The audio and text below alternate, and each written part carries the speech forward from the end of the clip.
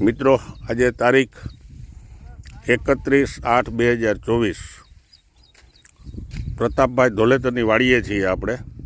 અને પ્રતાપભાઈ ધોલેતરે આમાં green India ખાતર આપ્યું હતું અને ગ્રીન ઇન્ડિયા ખાતર આપી અને 10 કિલોનો ડોઝ આપ્યો હતો.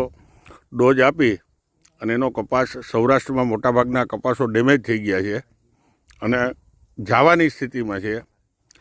એ પ્રમાણમાં આ કપાસ ગ્રીન ઇન્ડિયાથી વાવેતર થયું છે એનો બેનિફિટ પ્રતાપભાઈને મળ્યો છે. આ કપાસ આજની તારીખે નવો કોર કાઢ્યો છે. નકર 27 અને 28નો જે વરસાદ થયો સાતમ આઠમના તહેવારોનો, એ વરસાદમાં કપાસની જે પોઝિશન બગડી છે એ પ્રમાણમાં તમે જોઈ લ્યો. આ વરસાદ, આ ફાલફૂલ જોઈ લ્યો.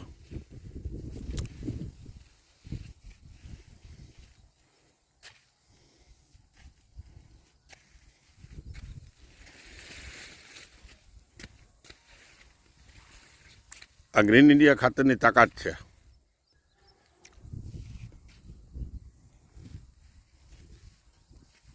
આજની તારીખે નવા કમરા કાઢે છે કપાસ.